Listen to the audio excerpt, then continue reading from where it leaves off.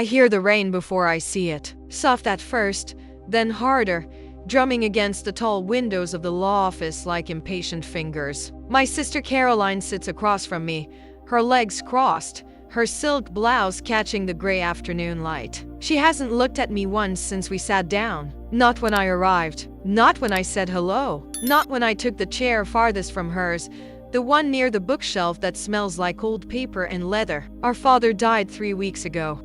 A stroke, they said. Quick. Painless. I wasn't there. I was 2 states away, working a double shift at the diner when Caroline called. Her voice was flat, rehearsed. Dad's gone, she said. Funeral's Friday. Don't be late. Then she hung up. I stared at my phone for a long time after that, the kitchen noise around me fading into a dull hum. I didn't cry. I'm not sure why. Maybe because I'd already mourned him years ago, when he stopped returning my calls, when he stopped asking how I was, when Caroline moved back home and I became the daughter he forgot. Now we sit in this office waiting. The lawyer, Mr. Brennan, is an older man with wire-rimmed glasses and a kind face. He's shuffling papers, clearing his throat, glancing between us like he's not sure where to begin. Caroline checks her watch. She does that a lot. Like time is something she owns, something she rations out to people she deems worthy. Thank you both for coming, Mr. Brennan says finally.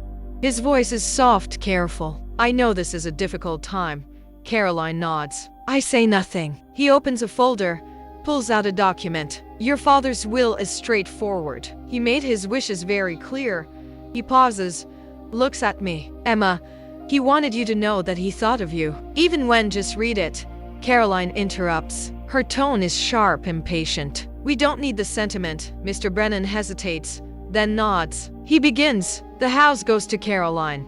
The car, the savings account, the antique furniture our mother left behind, all to Caroline. I'm not surprised. I stopped expecting anything from my father a long time ago. I fold my hands in my lap and stare at the rain streaking down the window. It's fine. I tell myself it's fine. Then Mr. Brennan says my name.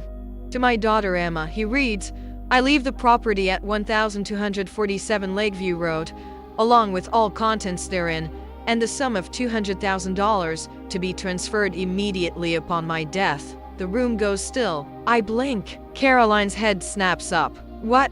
She says. Mr. Brennan repeats it. The words sound the same, but they don't make sense. Lakeview Road. That's the cabin. The one by the lake where we used to go every summer when we were kids. Where Dad taught me to fish.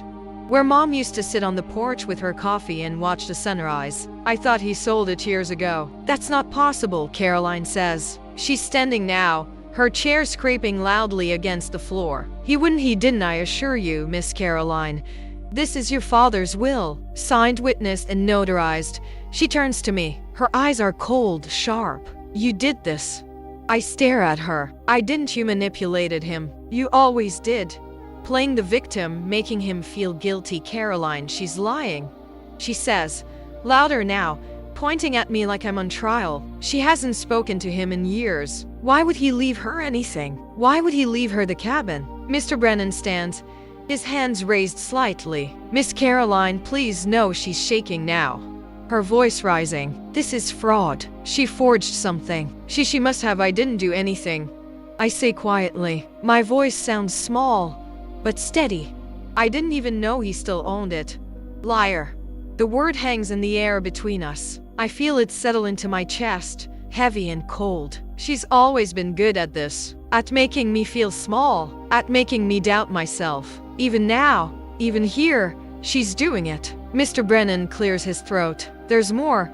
Caroline turns to him, her face flushed. What? He reaches into the folder again, pulls out a small USB drive. Your father left a video message. He asked that it be played at the reading of the will. For both of you. Caroline's mouth opens, then closes. She sits down slowly, her hands gripping the armrests. I don't move. I'm not sure I can. Mr. Brennan plugs the drive into his laptop, turns the screen toward us. The image flickers, then steadies. And there he is, my father. He's sitting in the cabin. I recognize the wood paneling behind him, the window that looks out onto the lake. He's thinner than I remember, older. His hair is almost completely gray, but his eyes are the same, tired but kind. He looks directly at the camera, and for a moment, I forget to breathe. Caroline, Emma. His voice is rough, like he's been crying. If you're watching this, then I'm gone, and I'm sorry. I'm sorry for a lot of things. He pauses, rubs his face with one hand. Caroline, you've always been strong, independent. You didn't need me the way Emma did. Or maybe I just told myself that because it was easier. Because you were there, and she wasn't. Because you reminded me of your mother, and that was comforting. But it wasn't fair to either of you. Caroline's jaw tightens. She doesn't look away from the screen. Emma, he says my name like it hurts. I failed you. I know that. After your mother died, I didn't know how to be a father to you. You were so much like her. Every time I looked at you, I saw her, and it broke me. So I pulled away. I let Caroline take over. I let you think I didn't care. But I did. I do. My throat tightens. I press my nails into my palms. The cabin is yours because it was always yours. You loved it there. You were happy there. And I want you to have that again. I want you to know that I saw you. That I remembered. That even when I couldn't say it, I loved you. The screen goes dark. The rain is louder now. Caroline doesn't move. She's staring at the black screen like she's waiting for it to come back to life, for him to say more, to explain. But there's nothing. Just the rain and the silence and the weight of his words settling over us like dust. Mr. Brennan closes the laptop gently. I'll prepare the paperwork for the transfer, he says. Emma, if you'd like to schedule a time to go over the details, this is insane. Caroline says. Her voice is low, controlled, but I can hear the tremor beneath it. He was sick. He wasn't thinking clearly. This isn't your father was of sound mind when he made this will, Mr. Brennan says firmly. I met with him several times. He knew exactly what he was doing. She laughs. It's a bitter sound, sharp and humorless. Of course he did. Of course. She stands, grabs her purse from the chair. I need air. She walks out without looking at me. The door closes behind her with a soft click, and then it's just me and Mr. Brennan and the rain. Are you all right? He asks. I nod, even though I'm not sure it's true. My hands are shaking. I press them flat against my thighs, try to steady my breathing. Can I have a copy of the video? Of course. He ejects the USB drive, hands it to me. It's small, light, almost nothing, but it feels like everything. I leave the office 10 minutes later. Caroline is standing by her car, her phone pressed to her ear. She doesn't look at me as I pass. I get into my car, sit in the driver's seat, and stare at the USB drive in my hand. I should feel something. Relief, maybe. Vindication. But all I feel is tired. I drive home in the rain. My apartment is small. A one-bedroom on the third floor of an old building that smells like mildew and fried food. I drop my keys on the counter, kick off my shoes, and sit on the couch. The USB drive is still in my hand. I turn it over. My father's voice plays in my head. I failed you. I know that. I don't cry. I'm still not sure why. The next morning, I call in sick to work. My manager, Brenda, doesn't ask questions. She never does. I make coffee, sit by the window, and watch the city wake up. People walk by with umbrellas, dogs on leashes, paper cups of coffee. Normal lives. Normal days. I wonder what that feels like. My phone buzzes. A text from Caroline. We need to talk. I stare at it for a long time, then set the phone down. I'm not ready. Not yet. Instead, I pull out my laptop, plug in the USB drive, and watch the video again. And again. And again. Each time, I notice something new. The way his hands shake slightly when he talks. The way he looks away from the camera when he says my name. The way his voice breaks on the word loved. By the fourth time, I'm crying. I don't leave the apartment for 3 days. I call Brenda again, tell her I need more time. She sighs, says fine, but I can hear the irritation in her voice. I don't care. I can't think about work right now. I can't think about anything except the cabin and my father and the years I spent believing he didn't care.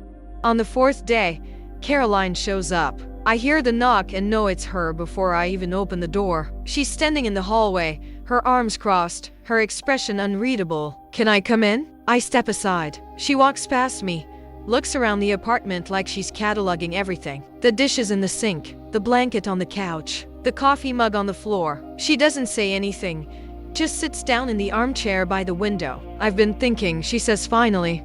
I sit on the couch, pull my knees to my chest. Okay, about the will, about what Dad said. She pauses, looks at me. I don't understand it. What don't you understand? Why you? Why the cabin? Why any of it?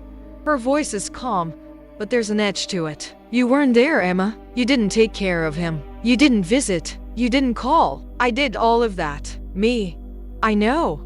So why does he give you everything? Why does he make it sound like I'm the one who failed? I don't know what to say. I don't have an answer that will satisfy her. So I say nothing. She stands, walks to the window, stares out at the street. I gave up everything for him. My job, my apartment, my life. I moved back home because he needed me. And you just disappeared. You ran away. And somehow, you're the one he rewards.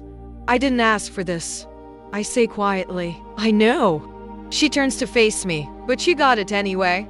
We sit in silence for a long time. The apartment feels too small, too close. I can hear the people in the unit above me moving around, the faint sound of music through the walls. What do you want me to do? I ask finally. She looks at me, and for a moment, I see something in her eyes. Something that looks almost like pain. I don't know, she says. I don't know. She leaves without saying goodbye. I sit on the couch for a long time after she's gone, staring at the door. The rain has started again. I can hear it tapping against the window, soft and persistent. I think about my father, about the cabin, about the years I spent feeling invisible. And I realize something. I'm not invisible anymore. I decide to go to the cabin the following week. I'm not sure why I wait. Maybe because I need time to prepare myself. Maybe because I'm afraid of what I'll find there. Memories mostly. Ghosts of a life I thought I'd left behind. The drive takes for hours. I leave early, before the sun is fully up, and watch the city fade into suburbs, then farmland, then forest. The road narrows as I get closer, winding through trees that are just beginning to turn gold and red. I roll down the window, let the cool air fill the car. It smells like pine and earth and something else I can't name. Something that feels like childhood. The cabin looks smaller than I remember. It sits at the edge of the lake, surrounded by tall trees and overgrown grass. The porch sags slightly on one side. The paint is peeling, but it's still standing, still here. I park in the gravel driveway, sit for a moment with my hands on the steering wheel. My heart is beating too fast. I take a breath, then another, then get out of the car. The key is where Mr. Brennan said it would be, under a loose board on the porch. I unlock the door, step inside, and the smell hits me immediately. Dust and wood and something faintly sweet, like old books. The furniture is covered with white sheets. The windows are dirty, streaked with rain and pollen. But underneath it all, I can see it. The cabin I grew up in, the place where I was happy. I walk through slowly, pulling sheets off furniture, opening windows to let in air. The kitchen is small, with a wooden table and mismatched chairs. The living room has a stone fireplace, a couch that's seen better days, a bookshelf filled with paperbacks and National Geographic magazines. Upstairs, there are 2 bedrooms. One was mine, one was Caroline's. I stand in the doorway of my old room and stare. The bed is still there, the quilt my mother made folded neatly at the foot. There's a dresser with a mirror, a small desk by the window. On the desk, there's a stack of notebooks. I walk over, pick one up, flip through it. My handwriting. Stories I wrote when I was 12, 13, 14. About girls who went on adventures. About families that stayed together. About fathers who didn't leave. I sit on the bed, hold the notebook in my lap, and cry. I stay at the cabin for 2 days. I clean mostly. Sweep the floors, wash the windows, air out the rooms. It feels good to move, to do something with my hands. I find things as I work. A photo of my mother tucked into a drawer. A fishing rod in the closet. A box of my father's things in the attic, letters, receipts, a watch that doesn't work anymore. At the bottom of the box, there's an envelope with my name on it. I sit on the attic floor, hold the envelope in my hands. It's sealed. The handwriting is my father's. I turn it over. I'm not sure I want to open it. I'm not sure I can handle whatever's inside. But I do. The letter is short. 1 page, handwritten, dated 3 months before he died. Emma, I don't know if you'll ever read this. I don't know if you'll ever come back here. But I needed to write it anyway. I needed to say the things I couldn't say when I was alive. I'm sorry. I know I've said that before, but I don't think I ever really meant it the way I should have. I'm sorry for pulling away. I'm sorry for making you feel like you didn't matter. I'm sorry for letting Caroline take my place, for letting her become the parent when I should have been the one. After your mother died, I didn't know how to keep going. She was everything to me, and when she was gone, I felt like I'd lost myself too. You looked so much like her. You still do. And every time I saw you, I saw her, and it hurt. So I stopped looking. That was wrong. That was cruel. And I'm sorry. I left you the cabin because it was the only place where I remember us being happy. All of us. Before everything fell apart. I want you to have that. I want you to know that those days mattered. That you mattered. I love you, Emma. I always have. Even when I couldn't show it. Dad, I read it 3 times. Then I folded carefully, put it back in the envelope, and sit in the attic with the dust motes floating in the sunlight and the sound of the lake lapping against the shore outside. When I finally go back downstairs, my phone is ringing. It's Caroline. Where are you? She asks. At the cabin. There's a pause. Can I come? I look around the living room. At the clean floors, the open windows, the light streaming in. Yeah, I say. You can come. She arrives the next afternoon. I'm sitting on the porch when her car pulls up. She gets out slowly, looks at the cabin like she's seeing it for the first time. Maybe she is. Maybe we both are. It looks different, she says. I cleaned. She nods, walks up the steps, sits in the chair next to mine. We don't talk for a while, just sit and watch the lake. The water is calm today, smooth as glass. A bird calls somewhere in the trees. I found a letter. I say finally, from Dad, in the attic. She looks at me. What did it say? I tell her, not everything, just the important parts. The apology, the explanation, the love. When I finish, she's quiet for a long time. Then she says, he never wrote me a letter. I know. He never said he was sorry. I know. She leans back in the chair, closes her eyes. I'm angry, she says, at him, at you, at everything. I know. But I don't want to be. I look at her, really look at her, and I see it. The exhaustion, the grief, the weight she's been carrying alone. You don't have to be, I say. She opens her eyes, looks at me. What do you mean? You don't have to carry it all by yourself. You don't have to be strong all the time.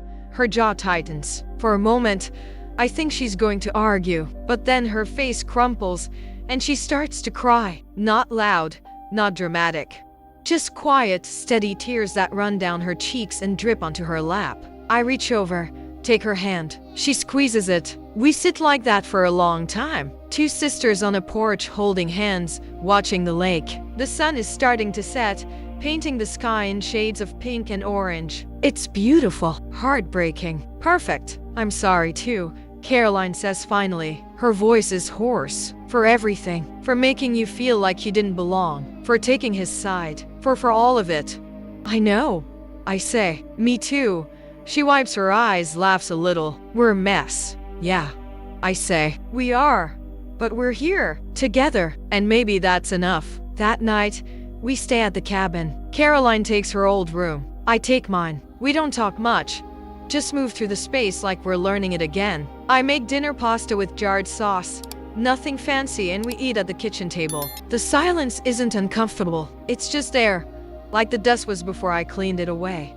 After dinner, Caroline washes the dishes while I dry. It's strange, this domesticity between us. We haven't done this in years, maybe ever. When we were kids, she was always the one in charge, telling me what to do. Now we're just 2 women standing at a sink, passing plates back and forth. Do you remember the summer Mom taught us to make pie? Caroline asks suddenly. I pause, the dish towel in my hands. Yeah, blueberry. We picked the berries ourselves. Took us all afternoon. And then we ate half of them before we even got back to the cabin. She laughs. It's a real laugh. Soft and genuine. Mom was so mad. She wasn't mad. She thought it was funny. She pretended to be mad. That's different. Caroline hands me the last plate, drains the sink. I miss her. Me too. We stand there for a moment, both of us staring out the window at the dark lake. The moon is rising, casting silver light across the water. It's so quiet I can hear the trees rustling, the distant call of an owl. I think Dad missed her too, Caroline says. Every day. I think that's why he was the way he was. I know, but that doesn't make it okay. No, I say, it doesn't. She turns to face me. What are you going to do with this place? I shrug. I don't know yet. Keep it, I guess. Come here when I need to get away. You could sell it. The land alone is probably worth. I'm not selling it. She nods slowly. Okay. You can come here too, I say. Whenever you want. It's not just mine. Dad left it to you. I know, but it was ours first. All of ours. She looks at me for a long time, and I can't read her expression. Then she says, "Thank you." We go to bed not long after that. I lie in my old bed, staring at the ceiling, listening to the sounds of the cabin settling around me. The creak of wood, the whisper of wind, the faint sound of Caroline moving in the room next door. I think about my father, about the video, the letter, the years of silence. I think about how easy it is to misunderstand someone, to assume the worst, to carry hurt like a stone in your pocket, weighing you down without you even realizing it. I fall asleep thinking about the blueberry pie, about my mother's hands covered in flour, about the way she smiled when she looked at us, like we were the best thing she'd ever made. In the morning, I wake to the smell of coffee. Caroline is already up, sitting on the porch with 2 mugs. I join her, take the one she offers me, and we watch the sunrise together. The sky turns from deep blue to pale pink to gold, and the lake reflects it all back like a mirror. I talked to Mr. Brennan yesterday, Caroline says. Before I came here, I look at her. About what? About contesting the will. My stomach tightens, and I'm not going to. I let out a breath I didn't know I was holding. Why not? She takes a sip of coffee, stares out at the water. Because Dad was right. You did love this place more than I did. And maybe you needed it more than I did too. Caroline, I'm not saying I'm not hurt. I am, but I'm tired of being angry. I'm tired of fighting. She looks at me. I want to let it go. I don't know what to say, so I just reach over and squeeze her hand. We spend the rest of the morning walking around the property. Caroline shows me where she and Dad planted a garden last spring. Most of it's overgrown now, but there are still a few tomato plants struggling through the weeds. We pull them up, salvage what we can. He talked about you sometimes, Caroline says as we work. When I'd bring him his medication or help him with dinner, he'd look out the window and say, "I wonder what Emma's doing right now." I stop, a tomato in my hand. He did? Yeah, I'd tell him to call you. But he'd just shake his head and say it was too late, that he'd already ruined it. It wasn't too late. I know, but he didn't. We finish with the garden, wash our hands in the lake. The water is cold, shockingly so. It makes me gasp and laugh at the same time. Caroline splashes me, and I splash her back. And for a moment we're kids again. Just 2 sisters playing by the water, with no weight on our shoulders and no ghosts in our hearts. That afternoon, we go through the rest of Dad's things. There are boxes in the attic, the closets, under the beds, old tax returns, medical bills, photos, so many photos. Mom and Dad on their wedding day, Caroline and me as babies, family vacations, birthday parties, ordinary moments that seemed unremarkable at the time but now feel precious. We sort them into piles. Keep, donate, throw away. It's slow work, emotional work. Every item is a memory, a decision, a tiny grief. In one box, I find a stack of birthday cards, all addressed to me, all unsent. I sit on the floor, open them one by one. They're from the years after I left, after I stopped coming home. Each one has a short message in Dad's handwriting. "Happy birthday, Emma. I hope you're well. Thinking of you today. I'm sorry." He wrote them every year, Caroline says quietly. She's standing in the doorway, watching me. He'd buy the card, write in it, seal the envelope. But he never sent them. Why not? I think he was afraid of what you'd say, or what you wouldn't say. I hold the cards in my lap, feel the weight of them. All these words he wanted to tell me. All these years he spent silent. I wish he'd sent them, I say. Me too. We finish sorting late in the afternoon. The keep pile is small. The throwaway pile is large. It feels wrong somehow, reducing a life to boxes and bags. but it's necessary. It's part of letting go. Before we leave, Caroline asks if she can take one of the photos. The one of all four of us on the dock, the summer before Mom died. We're all smiling, squinting into the sun. Dad has his arm around Mom. Caroline and I are sitting on the edge, our feet dangling in the water. Of course, I say, take whatever you want. She holds the photo carefully, like it might break. Thank you. We lock up the cabin, load the boxes into our cars. The sun is setting again, turning the lake into liquid gold. I stand on the porch for a moment, looking out at the water, trying to memorize this feeling. This peace. Will you come back? Caroline asks. Yeah, I say. I will. Good. She pauses, then adds, maybe I will too. We hug before she leaves. It's awkward at first, stiff and uncertain. But then she squeezes tighter, and I squeeze back, and it feels real, like something broken starting to heal. I watch her drive away, then get in my own car. The USB drive is still in my purse. I take it out, hold it for a moment, then put it in the glove compartment. I don't need to watch the video anymore. I know what it says. I know what he meant. The drive home is quiet. I listen to the radio, watch the trees blur past. My phone buzzes a few times, texts from Brenda asking when I'm coming back to work, a notification about a bill that's due. Normal life, calling me back. But I don't feel the same urgency I used to. The panic, the constant worry. Something has shifted. Something has settled. When I get back to my apartment, it feels smaller than before. Darker. I open the windows, let in air, and start cleaning. I throw away old magazines, expired food, clothes I haven't worn in years. I'm not sure why I'm doing it. Maybe because the cabin felt so clean, so clear. Maybe because I want that feeling here too. That night, I sleep better than I have in weeks. The next morning, I call Brenda and tell her I'm quitting.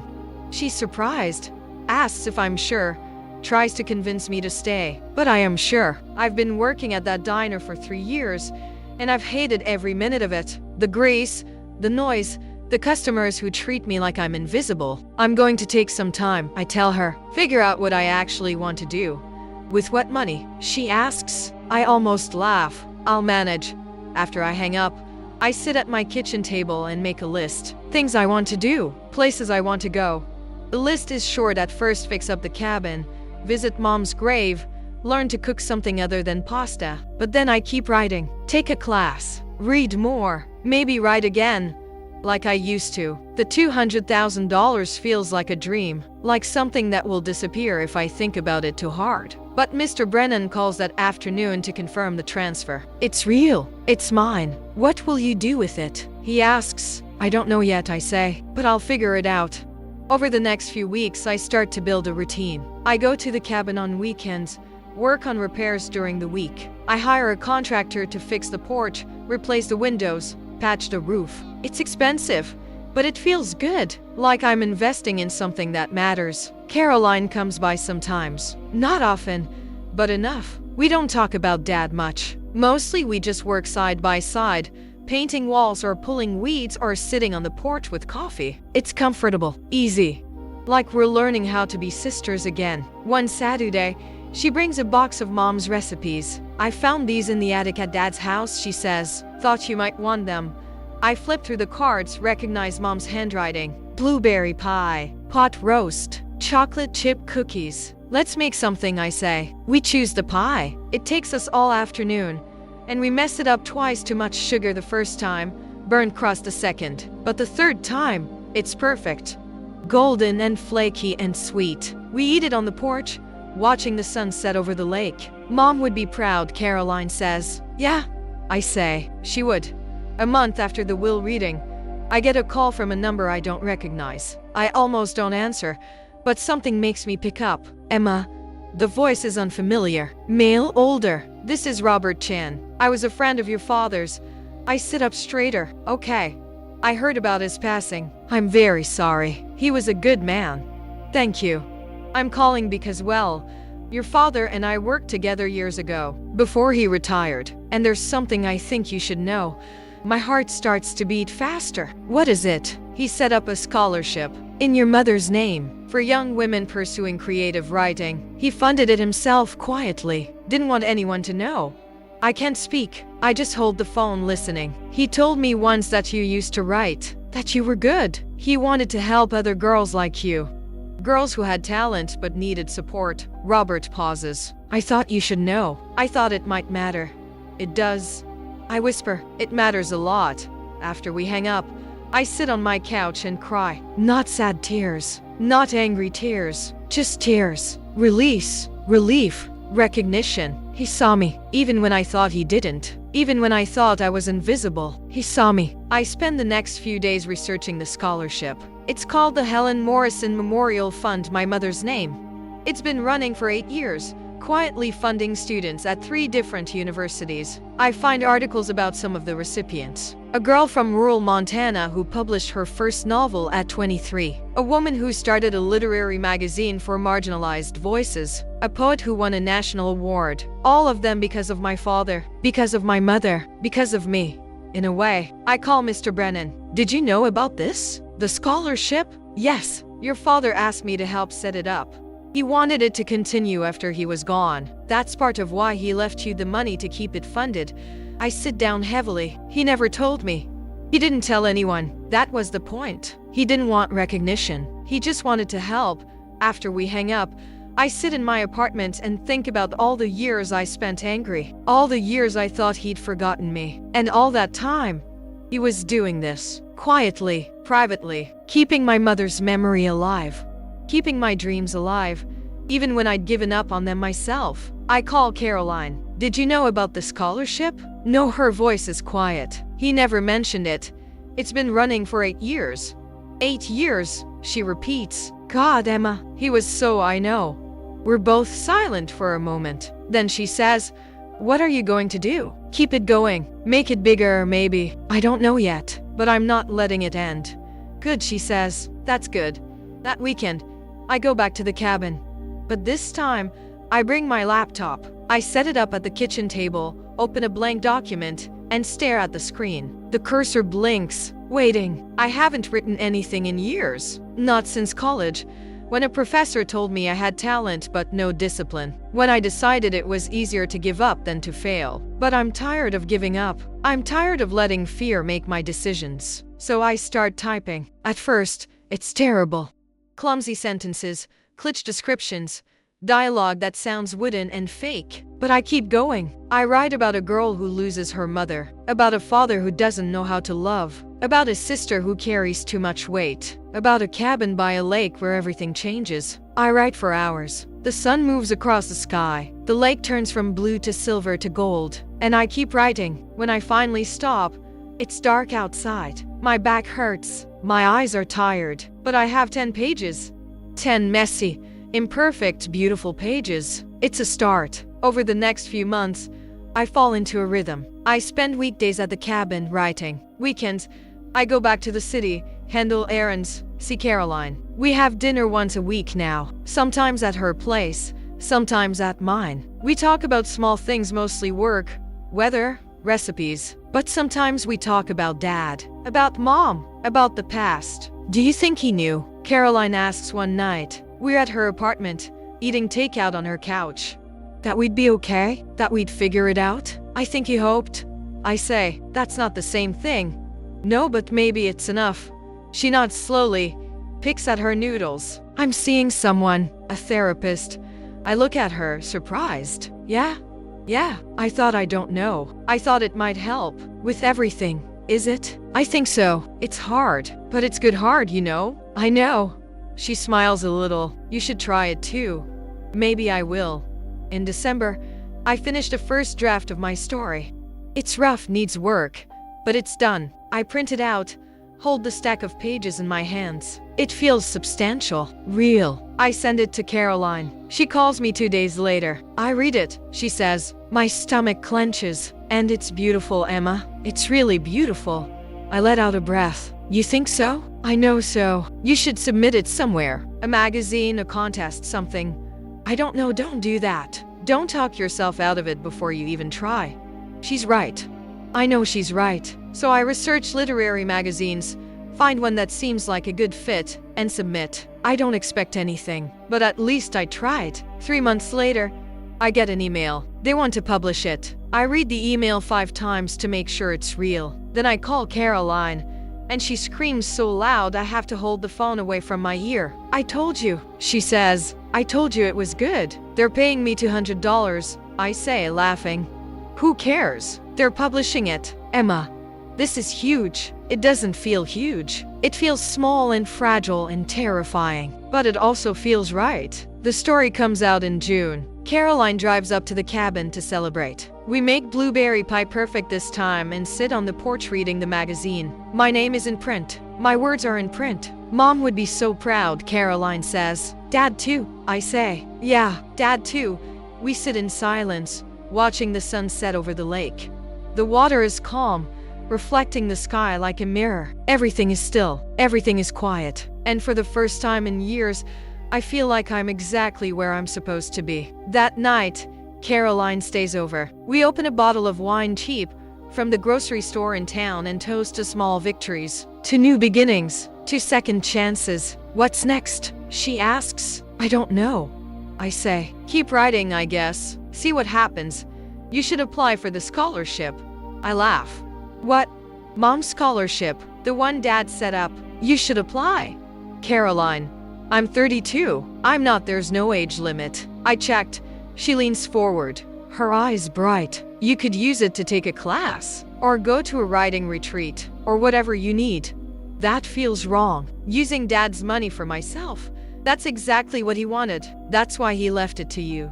She reaches over, squeezes my hand. "Let him help you, Emma. Even now, let him do this one thing right." I think about it.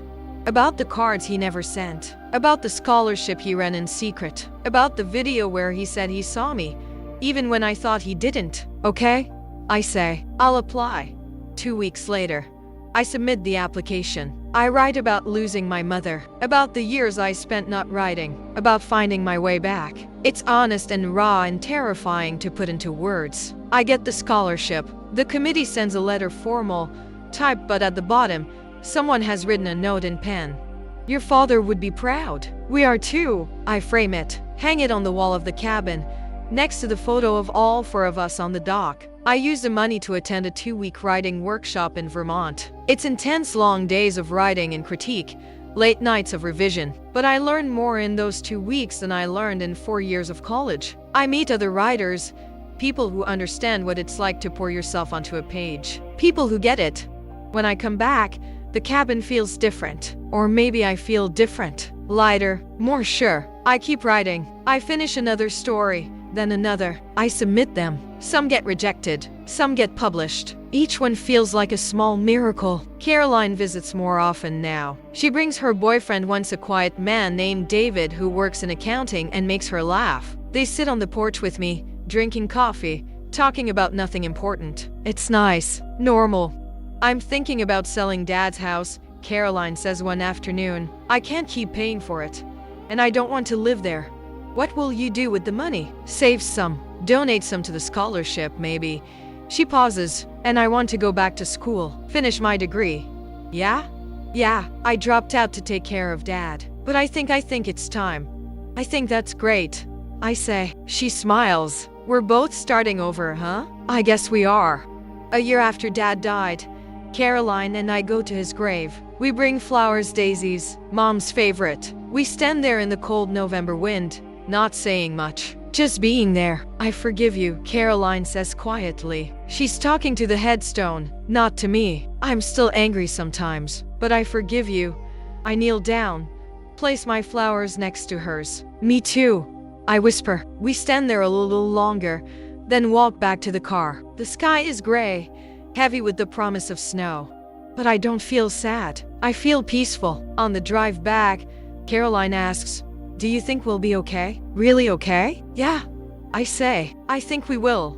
And I mean it. That winter, I start working on something bigger. Not a short story, but a novel. About a family that breaks apart and finds its way back together. About grief and forgiveness and the things we inherit from the people we love. It's hard. Some days I write thousands of words. Some days I write nothing. But I keep going.